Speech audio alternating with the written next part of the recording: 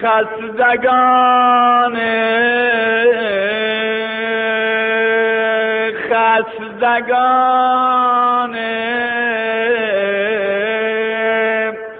عشق را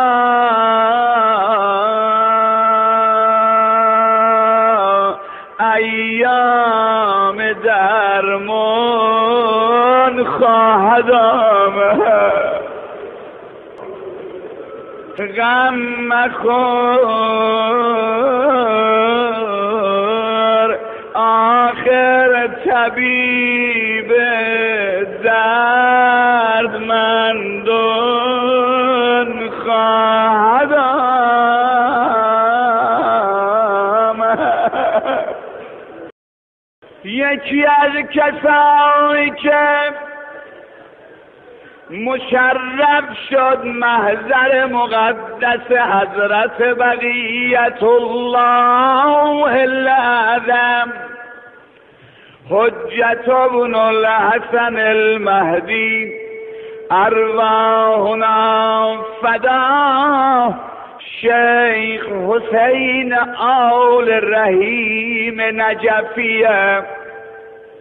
به قدری بنده خدا متدین بود و به قدری فقیر و گرفتار و بیچاره بود که هر سال فصل پاییز که میشد میرفت سر خرمنها، عربها به عنوان زکات یه مقداری گندم بهش میدادن و این زندگیشو اداره میکرد.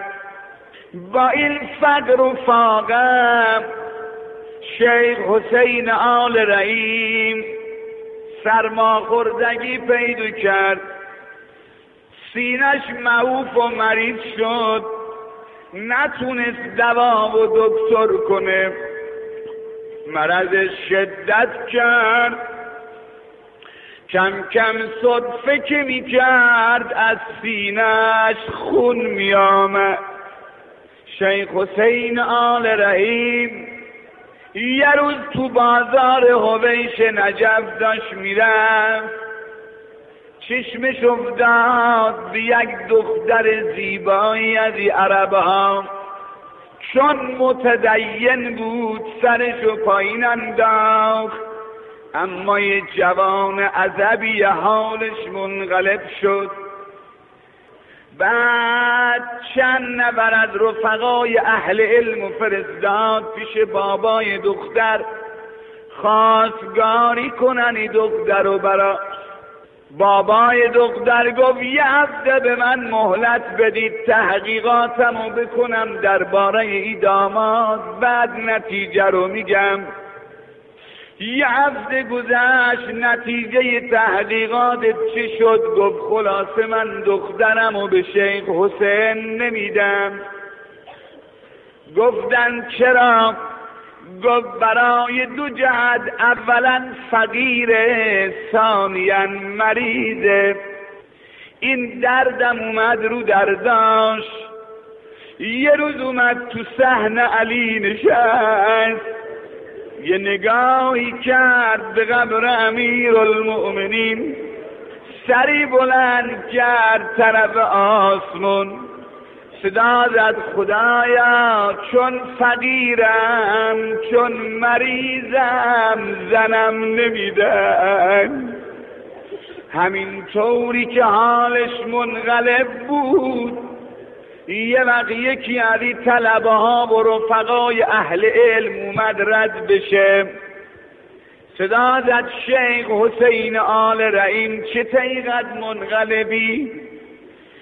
گفت ناراحتم، فقر بهم فشار آورده، مرض سینم شدت کرده. دیگه حاجت سومی رو نگو. گفت شیخ حسین بی خود ناراحتی. گفت چطور؟ گفت کسی که مهدی داره چه غم داره. صدا زد شیخ حسین آل رحیم نجفی بی خود ناراحتی. گفت جدو؟ گفت کسی که مهدی دارد چه غم دارد. گفت چه کنم؟ گفت اگه از من میشنوی 40 تو شب 4 شنبه برو مسجد کوفه، متوسل شو به ساعت مقدسش، خبری میشه شیخ حسین آل رحیم نجفی میگه 40 شب 4 شنبه آمدم مسجد کوفه، شب 4 شنبه 40می بسیار هوا سرد بود، به قدری فقر بهم فشار آورده که دیگه اون شب نان خالی هم نداشتم. آمدم تو دالون مسجد نشستم، گفت یه مقدار فقط قهوه داشتم، این قهوه رو درست کردم بخورم. تو دالون مسجد به دیوار بوس کردن، میلرزم از سرما. تا قهوه درست شد یه وقت دیدم از اون گوشه مسجد کوفه یه جوون عربی داره رو به من میاد. با خودم گفتم ببین امشب که هیچی ندارم، قهوه من کمه، برام داره مهمون میاد، مگه میشه یه عرب بیاد و یه تعارفش نکنم؟ عرب اومد جلو سلام کرد، گفتم بفرمایید، نشست، به اسم منو صدا زد شیخ حسین آل رحیم نجفی چته بابا؟ گفتم آجان فقر خیلی بهم فشار آورده، فرمود صلاح دین در همینه. یه خورده قهوه ریختم تو فنجان تعارفش کردم، گفت دیگه چته؟ گفتم سینمم خون میاد. یه خورده از اون قهوه رو خورد، بقیه‌شو داد به من، گفت شیخ حسین بخور انشالله سینت خوب میشه.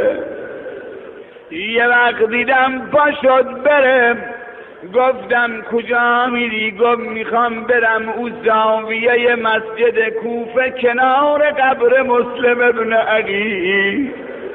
گفتم منم میام. گفت پاشو بریم. پاشدیم اومدیم، همینطوری که تو مسجد کوفه می آمدم رسیدیم به مقام حضرت ابراهیم.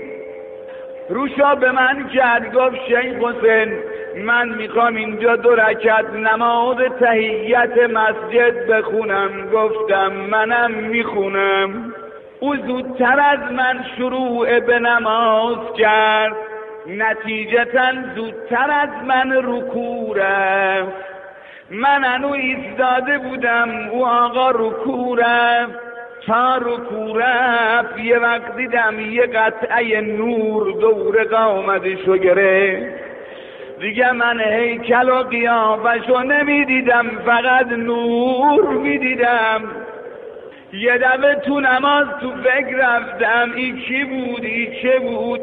یه دفعه ذهنم منتقل شد، گفتم نکنه ای آقا پسر فاطمه باشه. نمازمو بشکنم بده، نمازمو نشکنم میترسم از دستم بره. به هر جوری بود نمازمو تموم کردم، آمدم نزدیک او قطعه نور. گفتم آقا جان تو را به جان زهرا نرو، تو به من وعده کردی تا حرم مسلم بیای. تا حرم مسلم ابن عقیلی قطعه نور از جلو و منم دنبال سر. وارد حرم مسلم ابن عقیل شدم، دیگه او قطعه نور رو ندیدم. صبح اومدم طرف نجف اشرف، همین که نزدیک مسجد حنا نرسیدم یه وقت متوجه به خودم شدم، دیدم اصلا دیگه سرفه نمی کنم، سینم درد نمی کنم، فهمیدم عمو ته فنجون قهوه‌ای که من خوردم و به لبای مقدسش رسیده بود منو شفا داد. آمدم تو اتاق مدرسم، هی به حال خودم گریه می کردم که حالان که بعد از مدتی دست به دامنش پیدا کردم، وقتی دیدمش نشناختمش، هی ناراحت بودم. گفت یه وقت دیدم یکی در اتاق مدرسم و میزنه، بفرمایید تو اومد تو، دیدم همون مردیه که رفته بودم برا خواستگاری دخترشو به ما نداده بود. بابای دختر است، خودش اومده. صدا زد شیخ حسین حالت چطوره؟ گفتم الحمدلله. گفت سینت چطوره؟ گفتم ارباب شفا داد. ما کس داریم، بی کس نیستیم که. مریضا امروز حواسشون جمع باشه ها، مریض دارا دلاشون اینجا باشه ها. گفتم شما حالت چطوره؟ گفت حال من از دست تو خوب نیست. گفتم چرا؟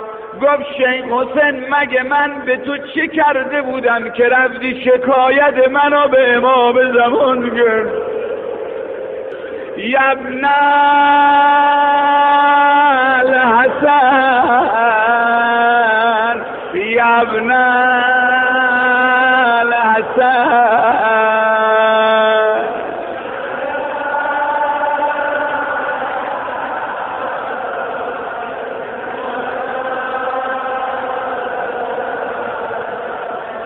یا ابن الحسن.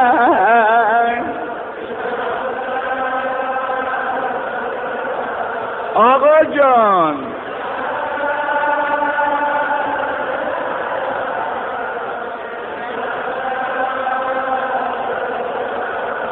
مولا جان،